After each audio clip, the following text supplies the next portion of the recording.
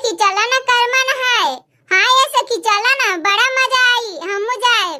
ए सखी सड़ीवा ले ली हा, ओजिए बदले। हाँ ए सखी और कौवा लेके भाग गई है ता का करबू? ए सखी नानू लेके भागी है। अच्छा ठीक बा। ए सखी झूमर गावा ना। अच्छा ठीक बा, झुमरिया गौते चल। का रे का